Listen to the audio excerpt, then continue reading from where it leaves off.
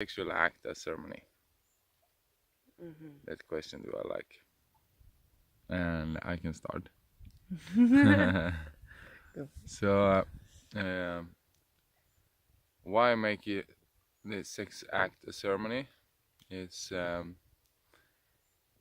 because for me it puts me in a space of sacredness.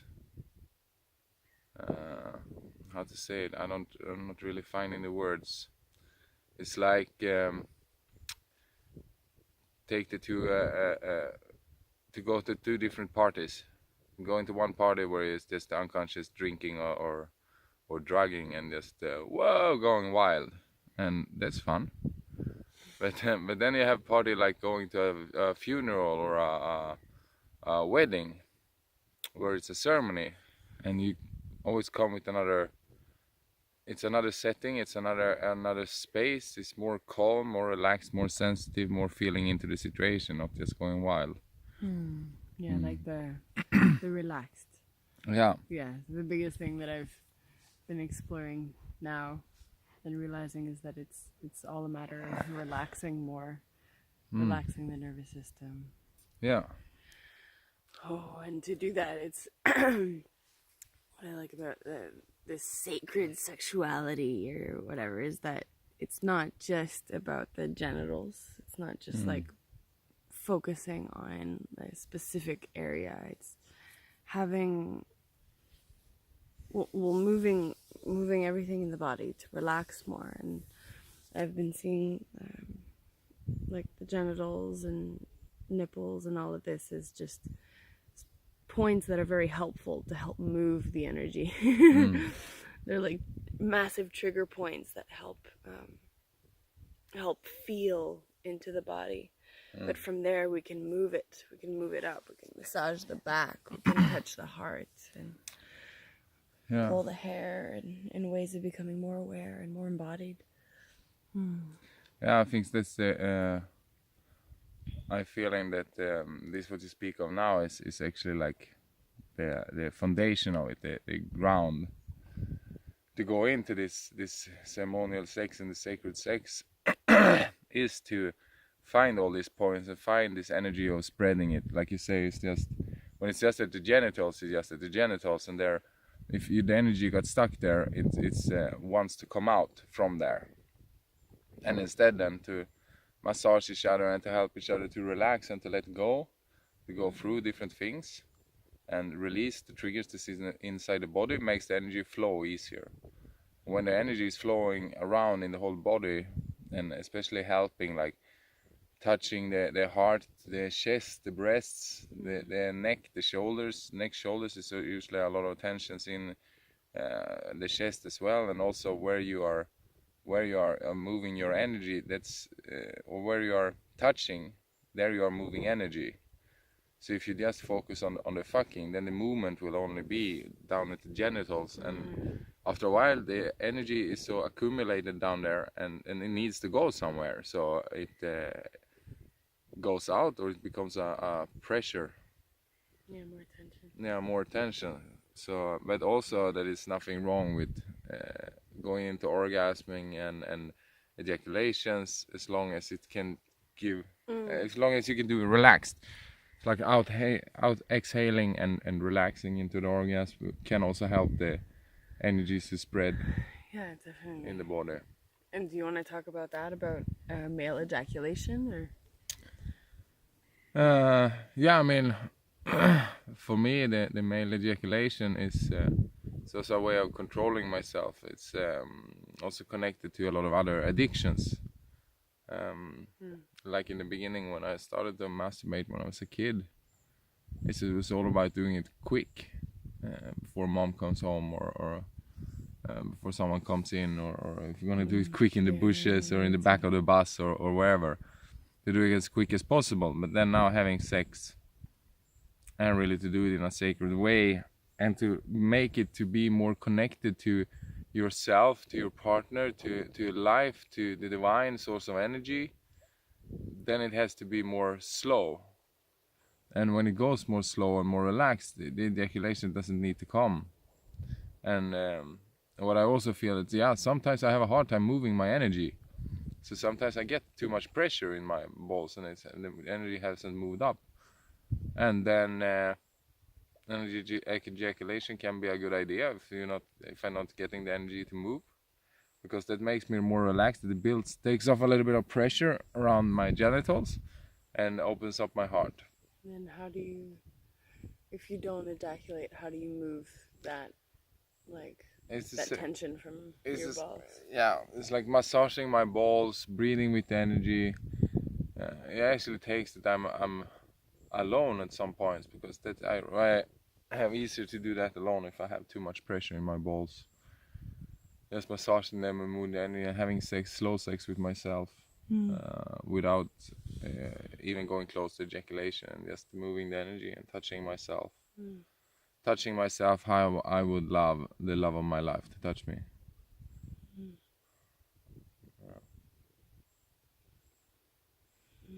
So, and also this with like using sex as a healing act is for me. I mean, I give you yoni massages. I massage you around for you to be more relaxed.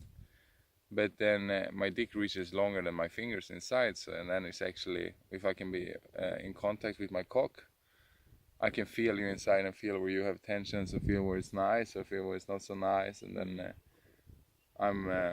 Yeah, it's been amazing. Yeah.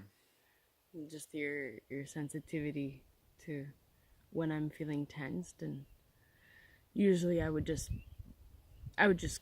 cut off, or I would just tense, so then the man can just penetrate, and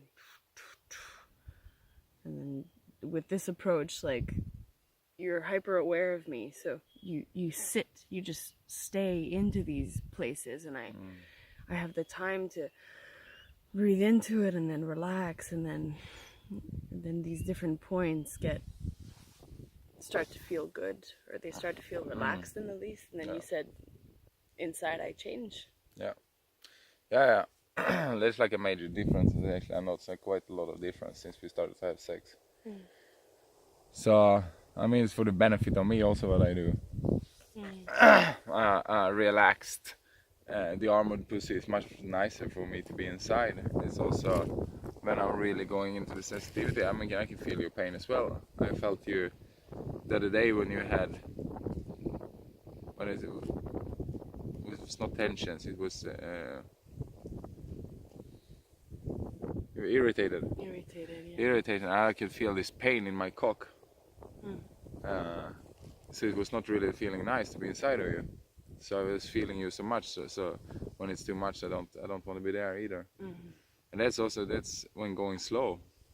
And it's like when I notice many women, they have, especially in their opening, a lot of tensions. I think usually because man is entering too quick. Just a wet pussy and then enter, but the wet pussy doesn't mean a ready pussy. A wet pussy means the pussy is wet, but not that it is ready for penetration. It must be a relaxed pussy. Yeah, breathing it in slowly. Yeah, so you can feel it's like a 3-point massage. It's you don't go full power, like bam in muscle. You go push a little bit and a little bit more, a little bit, and breathing and letting your body relax. And I mean then. And inside it also becomes more like, it's like more spongy, more hugging my whole cock. So it's like more and more, the more we have sex, the more I feel that I can feel you hugging all of my cock, and I feel more of you inside. So yeah, it makes it more pleasurable for me as well.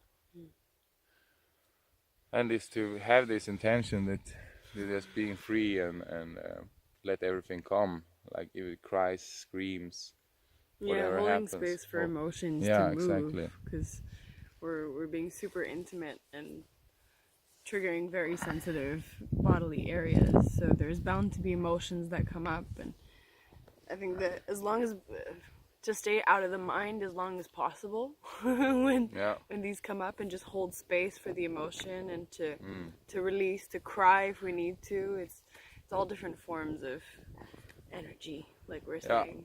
Just things that need to move through, or tensions here, and then it's all tied together though. Like a lot of tensions are because sometimes we're blocked in the throat and we're not expressing our needs properly, or so the mind can be involved in that way. At times, if there's a clear request or a suggestion or question, to ask it or to speak it. Yeah, I feel that to let it move. The communication is very important. And not just like, that's hurt, don't do that, but actually like, please do this with me, please do that. Can you do like this? And dare to ask for it. Yeah. And dare to try new things. Yeah, definitely. I mean, it was like this booby sucking thing that we just tried. Or it's just this to seek comfort, and actually for me to lying and sucking your boobs has actually made me feeling a mix of a baby's comfortness and my adult self horniness. Yeah.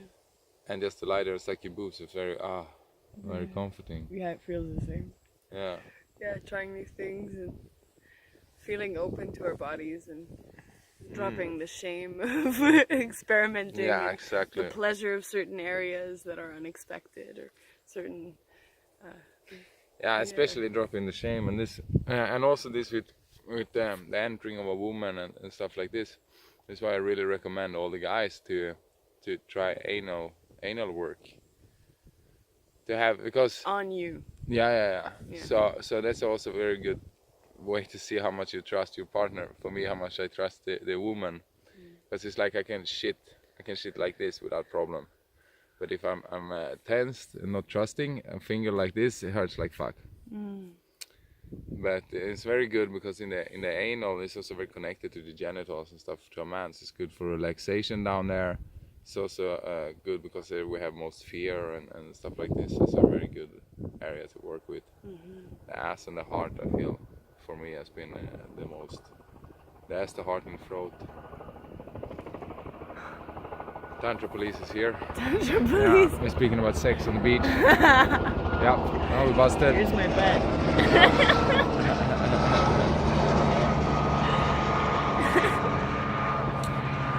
Yeah, so I think that's the stuff that I feel is important. Also to put up the space before having sex is also, I mean, it doesn't say that needs to be every time, but I mean, once in a while it's very nice to make the bed really nice, put some sage, candles, incense, put the intentions, and really to sit down together and speak what's our intentions, and even if it's the same every time, like opening up for more love and passion and enjoyment, then so be it. But just to honor those intentions as often as you can is really good. Yeah, and I really like intentions because it's more like a conscious co-creation rather than two people just dropping into what they assume a sexual act should be, like what we've been taught, or even in general as a relationship, like when meeting someone, or kind of really just sitting down and co-creating the most exciting possibility that we can see in the moment for each other, and then working with what's real, with what we both want, based on embodied intimacy. With Buster and Rachel, they were saying there's this chart you can do where you go like, what do I want and what can I do? Because sometimes what you want, let's say like an open relationship or that kind of thing, it's you want it, but you can't handle the communication that comes with it, or some kind of thing like that. So what I want, what I can do, and then what the other wants and what they can do, and you kind of see what comes together. Yeah, what's possible to co-create. Yeah, in the moment, and then from both people what they can do. Yeah, readjust afterwards. Yeah, it's like a checking in. Yeah, and it's a way to pick up on automatic behaviors and ways of wanting to please each other or whatnot, and well, that really ties into sexuality in a way that recently it's been really healing for me to experience sexuality in a slower way where you're actually really attentive, like Yeah. you're there. And if it doesn't feel good, it doesn't feel good for either one of us, because you're Exactly. connected to me. Yeah, And exactly. so it's not me giving up my body to ensure a connection with a man and like, okay, you know, no, we're really in the moment and either enjoying it or moving with it, but consciously. Yeah.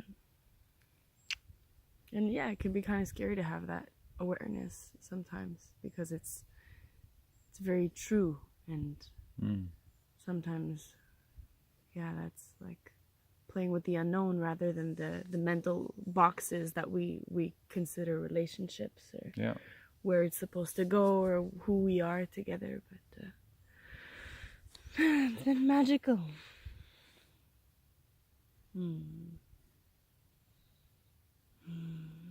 Are we done? Yeah. Yeah. We shut this off. Yeah.